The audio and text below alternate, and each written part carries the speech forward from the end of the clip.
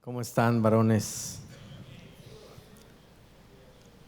Qué gusto poder disfrutar de la presencia de Dios a través de la alabanza, a través de la palabra, de la oración. Yo quiero invitarles a ustedes a una reflexión. Hay ocasiones en que a mí me gusta predicar mucho acerca de esperanza, del sí podemos, de lograr cosas, porque siento que los varones luchamos a veces con una mentalidad como la mentalidad de los 10 espías. Estaba compartiendo esta mañana en el devocional que lo que impidió que ese número de personas no entraran a la tierra prometida no fueron los gigantes, ni fueron las murallas, sino fue la incredulidad de ellos. Fue la intimidación y esa mentalidad negativa que tenían cuando dijeron no podemos. Y fue un complejo que ellos tenían, estos 10 espías que contagiaron al resto del pueblo de Israel, que decían: nos vemos como langostas, como chapulines, como cucarachas aplastadas, y así nos ven ellos. El cómo tú te ves determina cómo te verá el enemigo. Si tú te ves como un vencedor en Cristo, así te va a ver el enemigo. Pero si tú te ves como un fracasado, así te va a ver el enemigo. Así que eso determina tu entrada a la tierra prometida. Y en la Biblia encontramos personajes. Yo tengo personajes favoritos en la Biblia. Uno de ellos es David. Yo predico mucho sobre David, que es uno de mis personajes favoritos, porque David, dice la Biblia, que tenía un corazón para con Dios. Aparte de que el corazón de Dios había tomado a David, pero David se había ganado el corazón de Dios porque era un hombre adorador. Era un hombre imperfecto. En la Biblia encontramos sus errores. No fue el mejor modelo de padre que pudiéramos predicar. No fue el mejor modelo de esposo que pudiéramos tener. Pero fue un hombre conforme al corazón de Dios. David entonces es un personaje que podemos aprender de él su espíritu adorador. Podemos aprender de él esa sujeción que tenía a la autoridad. Es algo que impresiona, que estaba en condiciones de matar a Saúl, porque lo tenía ahí a la mano. Y sin embargo él dijo: no tocaré al ungido de Dios, respetando a un hombre que le había tirado un lanzazo mortal. Lo mata. Si no fuera por la habilidad de David de esquivar esa lanza, lo hubiera matado. Un hombre que le hizo daño a David. Sin embargo, él, en ese corazón que tenía, él perdona a Saúl y él dice: yo tengo que respetar a mi autoridad. Y esas enseñanzas de la vida de David podemos aprender, como podemos aprender de él cuando cayó en pecado. Podemos aprender de cosas que no debemos hacer. Y yo traigo una enseñanza hoy, es una enseñanza nueva, no lo he predicado, y quise compartirlo con ustedes. Estaba pensando mucho en esto. Casi nunca predicamos de Judas Iscariote. Y la verdad que pensamos: ¿qué le voy a aprender a Judas? Yo no creo que haya un padre aquí que diga: le voy a poner a mi hijo cuando nazca Judas, ¿verdad? Judas Iscariote, Betanzos. ¿Verdad que no? Nadie se imagina eso. Porque Judas para nosotros significa traición. Judas para nosotros significa un hombre que desperdició 3 años de su vida. Bueno, desperdició toda su vida, pero desperdició 3 años de su vida estando con Jesús. Según algunos teólogos dicen que Judas creció con Jesús. Desde niños fueron amigos. Por ahí un salmo dice que su más íntimo lo iba a traicionar. Y muchos piensan que Juan era el íntimo de Jesús. De hecho, el único que dice que era el discípulo que Jesús más amaba es el mismo Juan. Juan, en el Evangelio de Juan, él dice el discípulo que Jesús más amaba, pero es él mismo escribiendo de él, ¿verdad? Como echándose flores ahí. Pero la verdad es que si vamos a la historia de la Biblia, parecía que Judas era el amigo íntimo de Jesús. Porque fíjese que no cualquiera puede estuvo en su plato, agarrarle de su plato de su comida. Solamente lo haces con la persona con quien tienes mucha confianza. Entonces Judas, para nosotros los cristianos, representa algo malo, representa el mismo Jesús. Cuando nombra a sus 12, dice: he elegido a 12 de ustedes, pero uno de ustedes es el diablo, uno de ustedes es maligno. El mismo Jesús sabía de él. Y fíjese que me llama la atención varias cosas de Jesús. No expone a Judas nunca. Él habla en términos generales y dice: uno de ustedes me va a traicionar, uno de ustedes es el diablo, uno de ustedes es el maligno. Pero no dice: eres tú, Judas, y lo expone delante de todos, porque Jesús no es así. Pero ahí tenemos a Judas. Podemos decir que Judas es un hombre que conoce a Jesús desde que eran niños. Y tal vez eso no podría significar tanto, pero está con Jesús cuando Jesús llama a los 12. Judas es uno de ellos. El Señor tiene una multitud que le sigue, y yo creo que muchos estarían orando, ¿verdad? Y diciendo: ojalá un día el Señor me llame a su equipo cercano. Ojalá Él me llame a ser parte de su equipo. Yo quisiera, me imagino que cuando Jesús dijo: voy a elegir, mañana voy a elegir a mis 12, a los que van a estar trabajando conmigo de cerca, ¿verdad? Él tenía una multitud, luego tenía 70 y luego escogió a 12, dice la Biblia. Y dice la Biblia que Jesús pasó toda la noche orando para decidir a quién iba a elegir. Me imagino que de los 70, cuando menos habían varios que decían: ojalá me elija a mí, yo quiero estar cerca de Jesús. Y cuando Jesús elige a todos ellos, elige a Judas. Todos sabemos que la profecía se tiene que cumplir. Todos sabemos que Judas tenía que estar ahí. Pero ahora, ¿qué aprendemos de la vida de Judas? ¿Qué lecciones invaluables podemos tener en la vida de Judas? Y estaba leyendo y releyendo en la madrugada algunos pasajes de la Biblia que voy a comentar con ustedes. Pero lo último con lo que voy a terminar me llamó la atención, porque el consejo de Judas hacia las personas que iban a arrestar a Jesús es un consejo invaluable para nosotros. Lo que él le dijo a los soldados lo deberíamos tomar nosotros. Luego se lo voy a comentar. Es un consejo que él no puso en práctica, pero que él le dice a los demás: hagan esto con Jesús, pero él no lo hizo.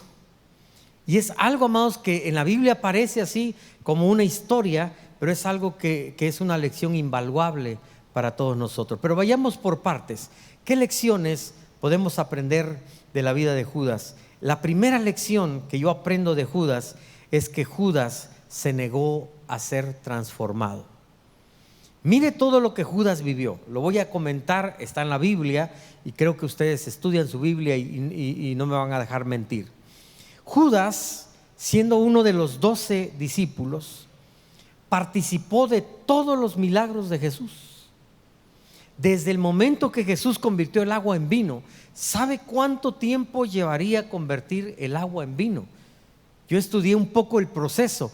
Convertir la uva en vino es todo un proceso, y tiene que haber muchas cosas, lleva tiempo, en algunos casos hasta 15 años, 20 años para convertir el agua en vino. Y Jesús convirtió la uva en vino. Jesús convirtió el agua en vino, y lo hizo en cuestión de segundos. Y Judas estuvo ahí. Judas vio ese milagro transformador. Judas vio también cuando Jesús sanó a aquellos leprosos. ¿Se acuerdan? Que llegaron con Jesús y Él les dijo: vayan allá a los sacerdotes y paguen la ofrenda de acción de gracias. Judas estaba ahí. Pero Judas estaba ahí cuando el paralítico de Betesda, también el Señor lo sanó y salió corriendo, danzando y cantando. Judas estuvo ahí cuando Jesús sanó a la mujer con flujo de sangre, 12 años con un tipo de cáncer, y Judas vio ese tipo de milagros. También Judas estuvo ahí cuando el Señor resucitó al hijo de la viuda de Naín. Tenía unos cuantos días o un momento de haber muerto, ¿verdad? Judas estuvo ahí cuando Jesús resucitó a la hija de Jairo. Judas estuvo ahí cuando el Señor habló a la tumba de Lázaro, 4 días de muerto, y el Señor le dice: Lázaro, ven fuera. Y Judas vio cómo Lázaro se levantó de entre los muertos.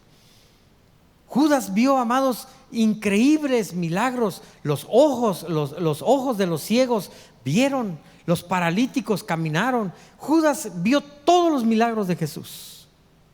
pero nunca fue transformado por eso.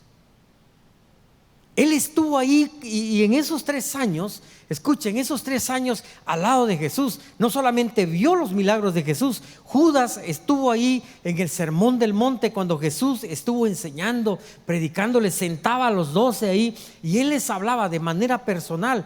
Uno podría decir, 3 años con Jesús, viendo todos los milagros que vio, participando. Imagínense ustedes el milagro de los 5,000, cuando Jesús multiplicó los panes y los peces. Nosotros podríamos decir, Señor, si yo veo esos milagros en mi vida, Señor, si tú me sanas, Señor, si tú sanas a mi hija, Señor, si tú me ayudas a pagar esta deuda, Señor, si haces un milagro, yo voy a creer en ti. Eso decimos nosotros, pero fíjese, amados, ¿cuántos de nosotros, cuánta gente ha visto milagros de Dios y no ha creído y no ha sido transformado? Nuestra iglesia comenzó, platicamos ayer con el pastor, con un avivamiento de oración. Unos jovencitos, estábamos, aquí hay 3 de los que comenzamos la congregación, Eleazar y Ismael, Juan de Dios y yo, de los que comenzamos la iglesia. Y me acuerdo que nos juntábamos a orar y orábamos, Señor, queremos ganar a Oaxaca para Cristo. Y luego otro grupo de jóvenes empezó a orar, luego vinieron otros pastores, íbamos al monte a orar, el Espíritu Santo se derramaba ahí entre nosotros, había manifestaciones y dentro de esas manifestaciones hubo muchas sanidades. Y yo recuerdo bien, cuando menos recuerdo bien, a una persona que llegó con nosotros y ella tenía cáncer, 2 personas, ella tenía cáncer. Y una de ellas llega con nosotros, oramos esa noche y esa misma noche, amados, al otro día cuando fue a realizarse estudios, salió que había sanado de cáncer. Fue la única vez que llegó a la iglesia, jamás volvió a llegar. Sanó de cáncer y todavía me la encuentro en los restaurantes, me la encuentro en los lugares donde voy y ella está ahí y siempre me dice, pastor, me acuerdo bien que en su iglesia yo sané de cáncer. Pero nunca fue. Tuvimos otra joven que incluso le decía mamá a mi esposa, Angélica. Angélica sanó de cáncer también, Lorenzo, ¿te acuerdas? Angélica llegó con los papeles, tengo cáncer, llorando, y oramos por ella y sanó de cáncer. Sí, estuvo un tiempo en la iglesia, pero ¿sabe qué pasó? Estuvo en el grupo de alabanza. Qué lío tener a Angélica en el grupo de alabanza.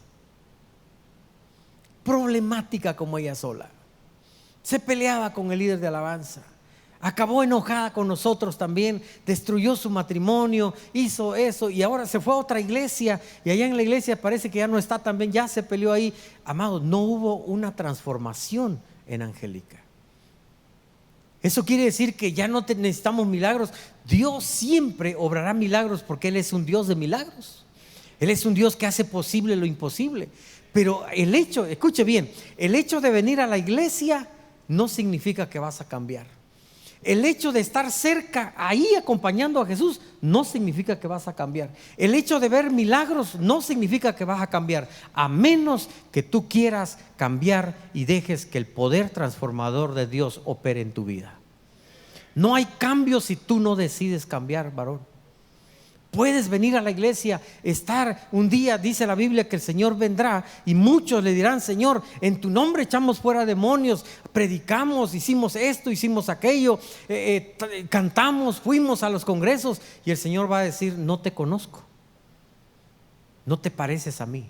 Escuche bien, nosotros nacemos en Cristo y vamos creciendo hasta llegar a la estatura de la plenitud de Cristo y nunca dejamos de crecer. Yo no debo ser el mismo Elías de hace 25 años.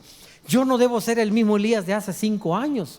Y el problema de muchos en la vida cristiana es que estamos en la iglesia, venimos a la iglesia, pero no avanzamos, no crecemos, no somos más como Cristo. Y en este congreso, amados, yo dije, estando y pensando en lo que yo iba a compartir, oraba, yo decía, bueno, yo tengo temas donde salimos todos y decimos, ya sí puedo, voy a vencer y voy a poder, etcétera, motivacionales, porque la Biblia es un libro que nos motiva también y nos da esperanza, pero también es el momento de llevarnos a todos nosotros a otro nivel en nuestra vida cristiana. Queremos estar en la cumbre, y allá en la cumbre, decía anoche el pastor, hay fuego, y ese fuego quema las impurezas de nuestro corazón. nuestra familia debe decir: después de este congreso, mi papá es mucho mejor. Después de venir a la iglesia un domingo, nosotros deberíamos ser transformados por la palabra, y para que haya transformación, yo necesito dejar que el Espíritu de Dios, que la palabra de Dios me transforme. Porque si no, yo llego a la iglesia y digo: no estoy de acuerdo. Y lo primero, amados, que aprendemos de Judas es que él se negó a cambiar. Fíjese lo que dice Juan 6:70: yo los elegí a ustedes 12, pero hay uno de ustedes que es un diablo. Ahora déjenme decirle esto, amados. Jesús dijo que Judas era un demonio, y la triste historia de Judas es que comenzó como un demonio, siguió como un demonio y terminó como un demonio. O sea, nunca fue transformado. Espero que no sea esa nuestra historia, ¿verdad? Llegaste a la iglesia como un demonio, pero yo espero que suceda esto: te convertiste en una nueva criatura y vas a acabar como un santo hijo de Dios, perfeccionado en el cielo. Este es lo que Dios, es el nivel a donde Dios nos quiere llevar. Pero hay muchos que llegaron como un demonio, siguen como un demonio y van a terminar como un demonio. Allá en Oaxaca, aquí no. Pero amados, no sé, pero somos pastores y tenemos ejemplos de personas que los vimos nacer en Cristo. Llegaron a la iglesia, sirvieron en la iglesia, confiamos en ellos, los llevamos al equipo de liderazgo, o los pusimos a trabajar y veíamos, parecía que estaban bien, pero eran demonios. Y de repente el demonio salió a la luz. Y uno dice: ¿cómo es posible? ¿Cómo se le metió el diablo? No, ya lo tenía. Ya lo tenía. Nada más que estaba pasivo por ahí, esperando el momento de dar el zarpazo final, esperando el momento de la traición, esperando el momento de golpear, esperando el momento de destruir. Y llegan a la iglesia y amados, uno predica la palabra y la verdad la persona sale hasta más enojado con la palabra. Se enojan con uno, seguramente alguien le dijo, y se van resintiendo. Es increíble, me he encontrado con personas que dicen: me herí con todo lo que usted predicó. Si uno predica la palabra de Dios, es que todavía hay algo maligno en sus vidas. No hay la humildad que decíamos ayer, amados.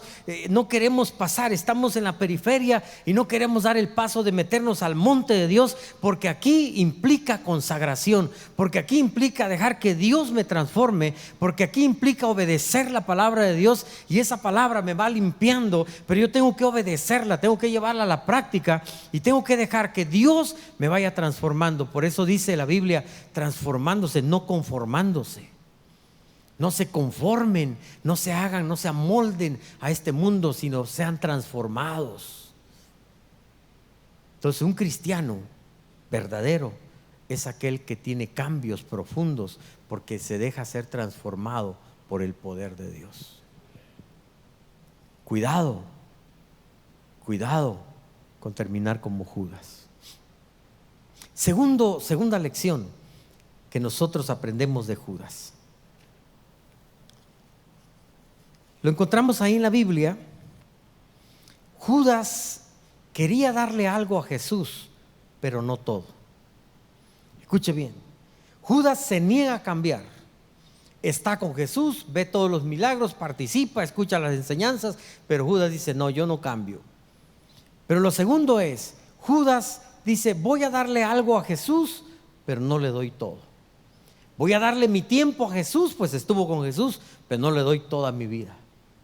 Un día una mujer llega con Jesús. Ella ha ahorrado toda su vida, ella ha trabajado arduamente, y llega con Jesús y le dice, y trae un frasco de perfume de nardo puro. Ahí está la Biblia, lo estuve leyendo para que al comentárselo a ustedes no dijera nada que no estuviera ahí. Y cuando ella llega con ese perfume, lo correcto, podemos decir humanamente hablando, es que ella le entregara el perfume a Jesús y le dijera: Señor, este es el resultado de mis ahorros de todo el año, te entrego este perfume y lo vas a usar, úsalo por favor poquito a poquito para que no se te acabe pronto, porque ahorré toda la vida para comprarlo. Pero esta mujer no hace eso. Dice la Biblia que esta mujer rompe el frasco de perfume de nardo puro, es un perfume caro, y empieza a lavar los pies de Jesús. Y entonces la Biblia dice que Judas empezó a hablar, a pensar. Y él dice, lo leí, amados, ahí está en un evangelio: qué desperdicio. ¿De veras es un desperdicio? Yo he escuchado estas palabras, amado.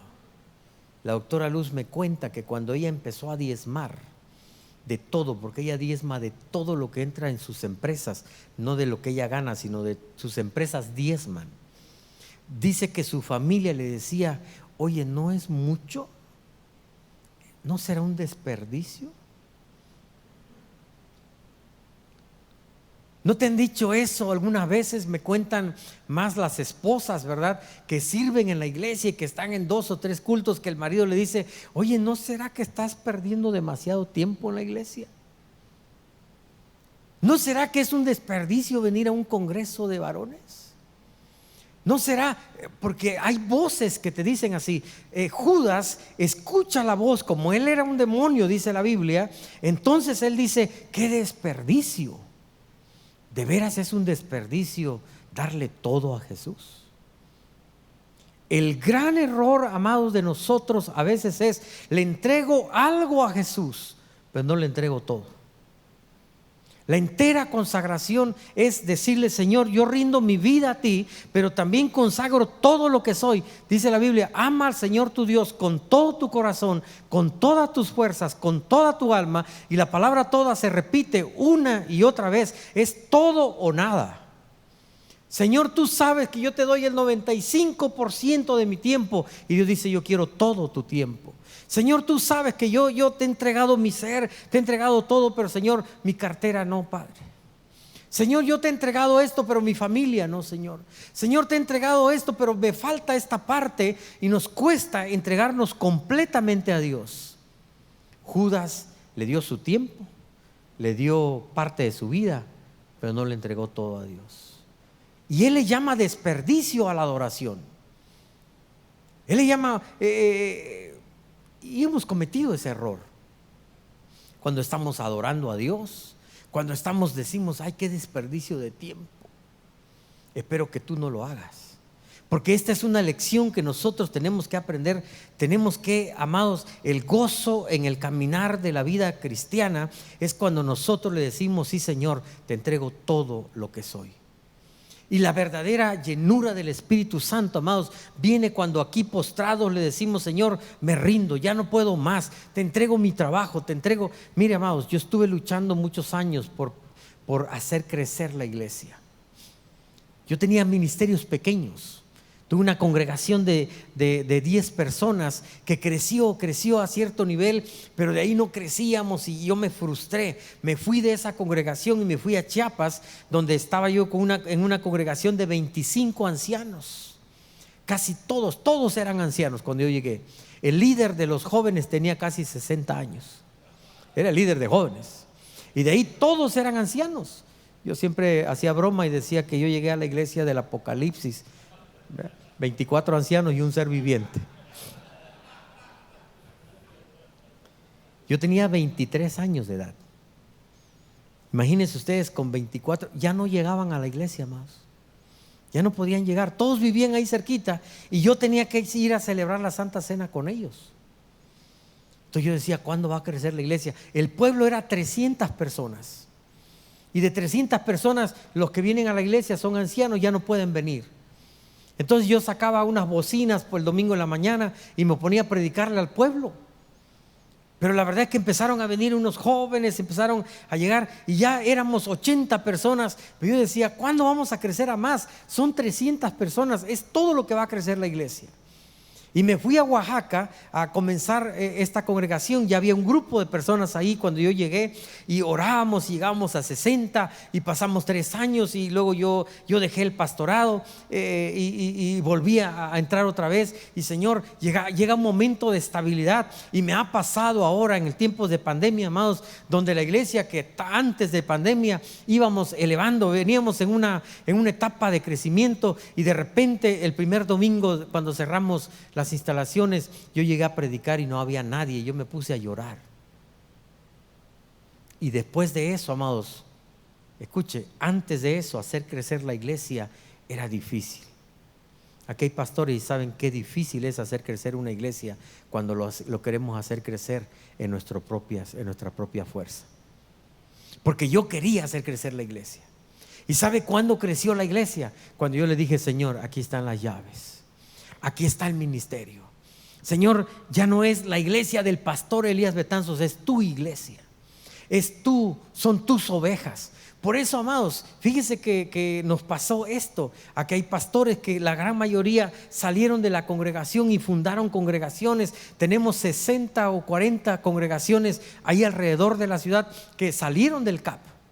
Y mucha gente empezaba acá, pero como los amigos se iban, al rato ya se iban también ellos. Y nunca me he amargado, me he entristecido porque alguien se vaya de la congregación a otra. Hoy estamos en un evento de Festival de Esperanza y yo le digo a la gente: vamos a estar en este evento y vamos a ganar almas para Cristo. Si vienen a la iglesia, bien, y si se van a otra iglesia, gloria a Dios. ¿Sabe por qué? Porque ya no es mi iglesia, ya es la iglesia de Dios. Entonces ya no me duele. No, hermano, antes cuando alguien se iba, me acuerdo bien que llegaban a despedirse de mí y luego me daban el abrazo, y en el abrazo yo sentía una puñalada aquí en la espalda y yo me enojaba. Yo decía: qué malos son. En otras palabras, yo invertí mi vida en ellos, les ayudé, los bendije y ahora ya se van. Me enojaba, me empecé a amargar. Pero cuando yo le dije: Dios, me acuerdo en una ocasión que 800 personas salieron de la iglesia y fundamos 5 congregaciones, amados, y yo veía los huecos que había ahí y yo decía: Dios mío, pero como ya no es mi iglesia, es la iglesia de Dios y estamos en el reino de Dios, ya no me amargaba tanto, ya no me frustraba tanto. Y sabe, poco a poco la iglesia sigue creciendo porque es la iglesia de Dios y Él añadirá a su iglesia a los que van a ser salvos. Pero así crecieron mis negocios, así crecen las empresas. ¿Te atreverías a darle tu empresa a Dios? ¿Te atreverías a darle a tu familia a Dios y dejar tú de querer tener todo el control? ¿Te atreverías a darle toda tu vida a Dios? A entregarle ese pequeño detalle que no se lo has entregado, que tú sabes que todo te dice: sí, Señor, yo te voy a servir, sí, Señor, yo voy a hacer esto, pero esto no lo toques. Me ha costado entregarle todo a Dios. ¿Podrías esta mañana decirle: Señor, yo quiero consagrarme, entregarme completamente a ti, no tener reservas para ti? Porque un error que cometió Judas es que él no le entregó todo a Dios, le entregó una parte, pero no todo. Otra lección que aprendemos de Judas. Esta lección sí voy a leer un pasaje de la Biblia porque me gusta mucho y creo que muchos luchamos con esto.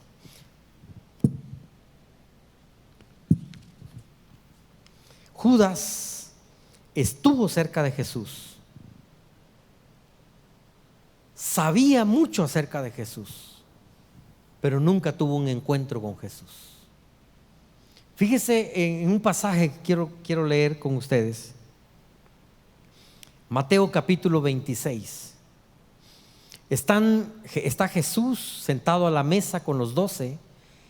Mientras comían, estoy leyendo el verso 20, dijo: les aseguro que uno de ustedes me va a traicionar. Ellos se entristecieron mucho y uno a uno comenzaron a preguntarle: ¿acaso seré yo, Señor? Estoy leyendo el verso 22. A ver si lo pueden poner por ahí. ¿Soy yo, Señor? ¿acaso seré yo, Señor? Ahora escúcheme bien, porque esto es importante, amado. La Biblia hay que leerla así. Todos los discípulos le están diciendo Señor, Kyrios. Y la palabra Señor es algo muy importante en el mundo de esa época y en nuestro mundo también. El pueblo romano se saludaban todas las mañanas, ellos se saludaban de esta manera: buenos días, César es el Señor. ¿Y sabe qué significaba este saludo? Que César era el dueño absoluto de todas las cosas. Ellos estaban declarando: César es el dueño de mi casa, César Nerón es el dueño de mi familia, César es el dueño. Cuando vino el cristianismo, los cristianos empezaron a saludarse de otra manera. Ellos se saludaban así: buenos días, Jesucristo es el Señor. Y el saludo cambió. Por eso César empezó a perseguir a los cristianos, porque ahora decía: ya no soy yo el dueño, ya no me reconocen a mí como el Señor, ahora Jesucristo es el Señor. Y cuando una persona en la Biblia encontramos que le dice Señor, acuérdense que estaba un día un hombre que no veía y le dice: Rabí, Rabí, maestro. Todavía no había tenido un encuentro, pero después de haber sanado, él le dice Señor. Cuando alguien le dice Señor a Jesús, está reconociendo su soberanía, está reconociendo que Él es Dios, está reconociendo que Él es el Salvador, está reconociendo, y todos los discípulos reconocían a Jesús como el Mesías. Todos los discípulos decían: soy yo, Señor. Pero ahora sigamos leyendo un poco más adelante, verso que sigue, verso 24. Y dice la Biblia: respondió Jesús: el Hijo del Hombre se irá tal como está escrito de él, pero ay de aquel que lo traiciona, más le valdría a ese hombre no haber nacido. Verso 25: ¿acaso seré yo, qué? Maestro. No le dice Señor, maestro.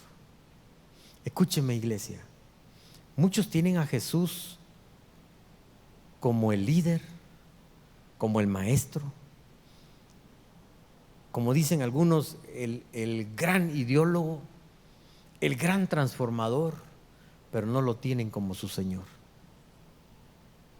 Aquí lo importante es que tú tengas un encuentro con Jesús, de tal manera que Él sea tu Señor y tu Salvador, que Él gobierne tu vida, porque Jesús puede significar muchas cosas para nosotros. Puede significar un gran judío que hizo una transformación, que trajo una revolución social. Sí, he escuchado a muchos que dicen: me gusta Jesús, me gusta por su ideología, me gusta por esto. Sí, pero ¿es Jesús el Señor de tu vida? ¿O solamente es tu maestro? ¿O solamente es tu guía? ¿O solamente es el gran ideólogo? ¿O solamente el que tiene esto? ¿O solamente es el hacedor de milagros? Pero Jesús no quiere solamente ser eso. Él quiere ser tu guía, Él quiere ser tu Señor. Él quiere que tú le entregues todo, amados. Que tú le entregues todos los controles, que tú le entregues toda tu vida. ¿Qué pasó con Judas? Para Judas, Jesús era el maestro. Cuando él entrega a Jesús, él le dice Rabí. No le dice Señor. Para mí tú no eres el Mesías, para mí tú no eres el Salvador, para mí eres el maestro, eres mi líder, eres cualquier otra cosa, pero no eres mi Señor. Y este es un tremendo error que nosotros tenemos que aprender de Judas. ¿Qué otra lección podemos aprender de Judas? Ya vamos terminando. Lo último que nosotros podemos aprender, 2 lecciones más, es esto. Si tú no terminas tu tarea, si tú no cumples tu propósito, alguien más lo va a hacer. Escucha bien. Judas fue llamado para ser discípulo de Jesús. Y él no cumplió su propósito. Horas después, Judas se entrega a Jesús. Judas, cuando ve que Jesús es torturado, es golpeado, él regresa las monedas que le habían dado. Fíjese bien, pierde todo, pierde incluso las monedas que había ganado por vender a Jesús. Y entonces va y se ahorca, murió. ¿Qué hacen los discípulos después? Los discípulos, ¿saben qué hacen? Llaman a una junta y dicen: vamos a nombrar a un suplente de Judas. y nombran a Matías. Muchos creen que en realidad el que suplió a Judas fue el apóstol Pablo, porque de Matías no sabemos nada, no pasa nada, parece que no hace nada, ¿verdad? Y es el apóstol Pablo, el apóstol de Jesucristo, a quien Jesús llama, porque no es a quien nosotros nombremos, es a quien Dios llama.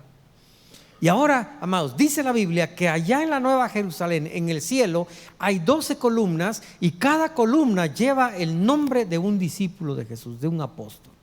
Ahí está el nombre de Pedro, ahí está el nombre de Juan, ahí está el nombre de Jacobo. Y en la columna hay un nombre que está tachado, es el nombre de Judas.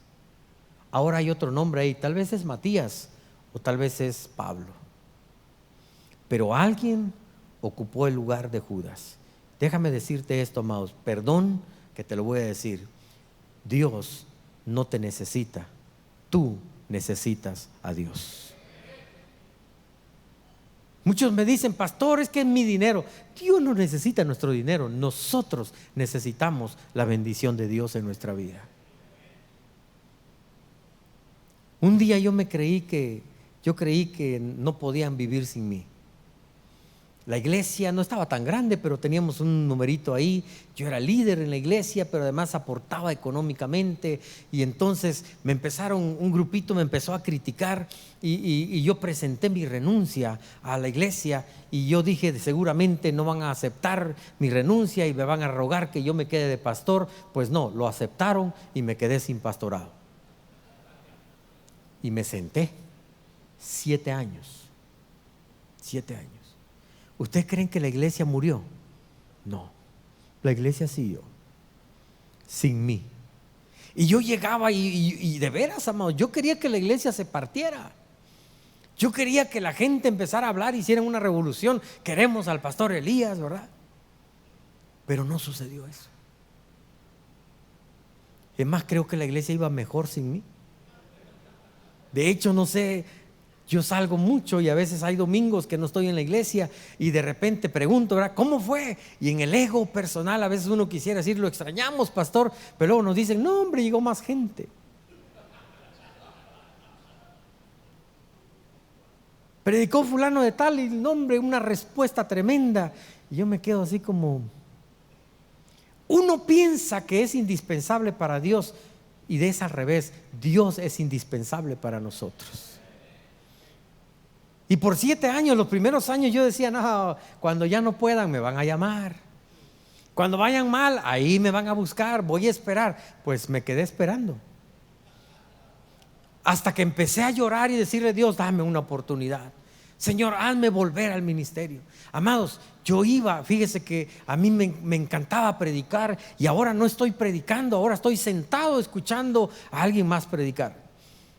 Y entonces yo agarraba y me llevaba a un grupo musical. Yo tenía recursos y me iba a los pueblitos de Oaxaca y ahí en el parque del pueblo yo ponía sillas y agarraba el grupo, salíamos a invitar a la gente para que vinieran a escuchar la predicación. Y sabe, todas las veces que hice eso, nunca llegó una persona.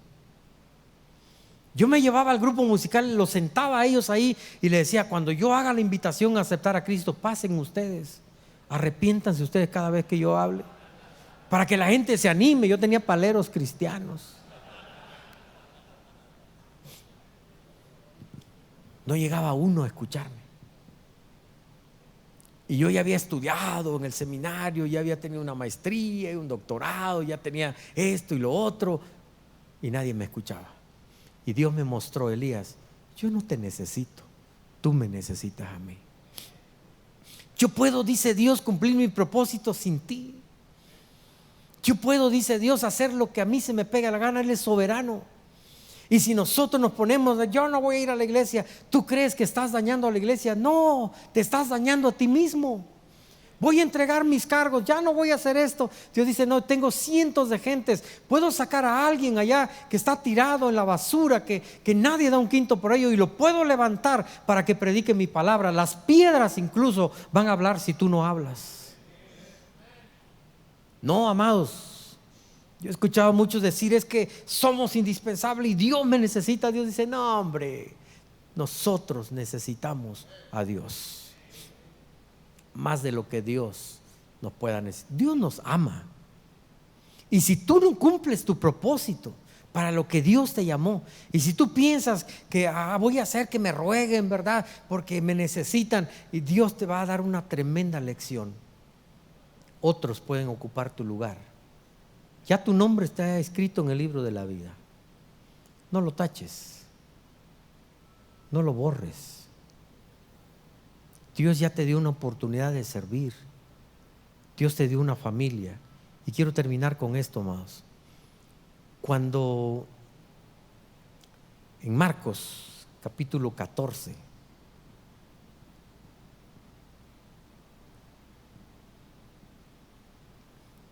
pero voy a decirlo para no perder mucho tiempo.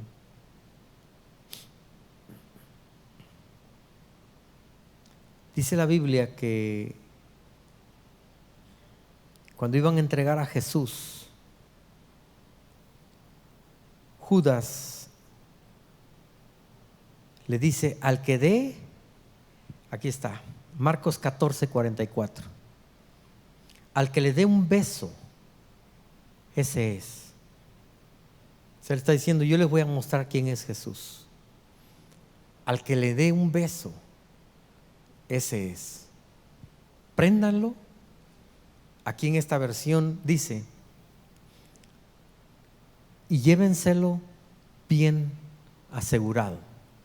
En otra versión dice, agárrenlo y no lo dejen ir. Saben que este es el mejor consejo que Judas nos puede dar. Cuando vean a Jesús, agárrenlo y no lo dejen ir. No lo dejen ir. No lo dejen ir. Agárrenlo bien, asegurado. Amárrate de él. No lo dejes ir. Es otra lección que Judas no hizo.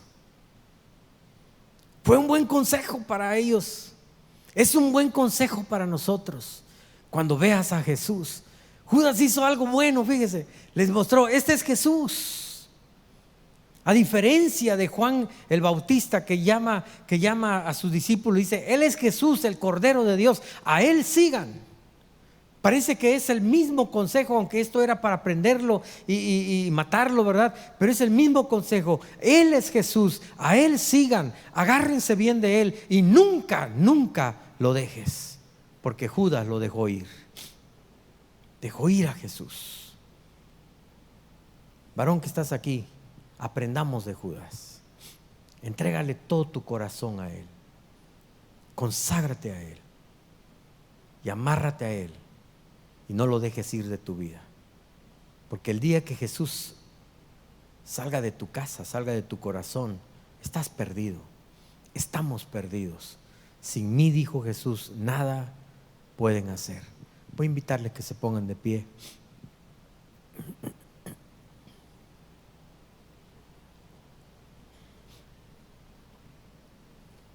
¿No quisieras entregarle tu vida a Jesús esta mañana? ¿No quisieras renovar tus votos y decirle, Señor, te he entregado una parte de mí? Te he dado solamente una parte. Pero hay cosas en mi vida que no te he entregado. Hay situaciones que no te he dado a ti. He sido un simpatizante y te tengo como un maestro, como un ideal, pero no como mi Señor. Y hoy que has escuchado esta palabra y este consejo final, agárrate de Jesús, agárrate de Él. Señor, yo me quiero pegar a ti. No solamente quiero tus milagros, no solamente qué bueno por tus bendiciones, qué bueno por lo que tú me das, pero yo no te voy a seguir por tu cartera, yo te voy a seguir porque tú eres mi Señor. Vas a gobernar mi vida y mi corazón. Dios nos bendice. En la mañana, en la tarde voy a hablar de multiplicación. Si Dios nos quiere dar bendiciones, Dios quiere multiplicarnos, Dios quiere bendecir tu empresa, pero no le vamos a seguir por eso, le vamos a seguir porque Él es Dios, porque Él quiere gobernar nuestra vida. Y si no me da lo que yo necesito, lo que yo creo necesitar, y si no hace lo que yo pienso que Él debe hacer, Él seguirá siendo mi Dios porque Él es Señor. Y tal vez yo no tenga todo el dinero que quisiera tener, yo no tenga todos los milagros que pido, ¿verdad? Pero Él sigue siendo Dios porque Él sabe mejor lo que hace. Yo quiero invitarte que hoy le digas: Señor, te entrego todo mi ser. Yo no quiero perder el privilegio de ser un discípulo de Jesús. Yo no quiero perder, pastores que están aquí, yo no quiero perder el ministerio, porque Dios nos ha llamado y es digno, es santo. Señor, yo quiero estar allí y cumplir mi propósito. Padre, en el nombre de Jesús, te pido que tu palabra no vuelva vacía, que haga el efecto que tenga que hacer en la vida de tus hijos. Tú nos estás llevando a más consagración, a más santidad. Tú nos estás llevando, Señor, a una entera consagración, a una vida de rendición completa y total, Padre. Hemos vivido a medias, hemos vivido, Señor, dándote una parte, pero no todo. Hemos vivido, Señor, pensando que es un desperdicio lo que hacemos, lo que damos. Hemos vivido, Señor, no pegados tanto a ti, sino de lejos. Y todavía hay cosas en nuestra vida que necesitan ser quemadas. Padre, yo te pido que el fuego purificador de tu palabra venga en esta hora, Padre, purifique cada corazón. Oh Dios, límpianos más y más. Limpia esos pensamientos, limpia nuestras actitudes, y que, oh Dios, todos los varones que estamos aquí podamos consagrar nuestra vida a ti completamente, 100% nos rendimos a ti, Padre. Y queremos, Señor, trabajar para ti, servirte a ti. Yo sé que tú nos bendices, yo sé que tú abres los cielos para derramar bendición hasta que sobre y abunde. Pero, Padre, te seguimos porque tú eres Dios, porque tú eres el sustentador, porque tú eres el creador y sustentador de este universo, porque queremos que tú gobiernes nuestra vida. Sé el Señor en nuestro corazón. Sé, oh Dios, el dueño completo y total de nuestra vida. Dirígenos, Padre, a una vida más allá de la superficialidad. Ayúdanos a elevar nuestra vida, Señor, de tal manera, Padre, que tú te honres, que tú sonrías sobre nosotros, que tú te agrades de nosotros, Padre, porque todos los días queremos honrar tu nombre, Señor. Ayúdanos a decir no al pecado, ayúdanos a decir no a las tentaciones. Padre, en el nombre de Jesús, ayúdanos a brillar, a destacar como hijos de Dios. Que tu luz brille a través de nosotros, Padre. Señor, bendecimos a este grupo de varones que esta mañana, Padre, ha apartado este tiempo para buscar tu rostro, para escuchar tu palabra, para ser limpiados por la purificación de tu palabra. Señor, gracias por este momento y gracias por tu palabra. Te bendecimos en el nombre de Cristo Jesús. Amén.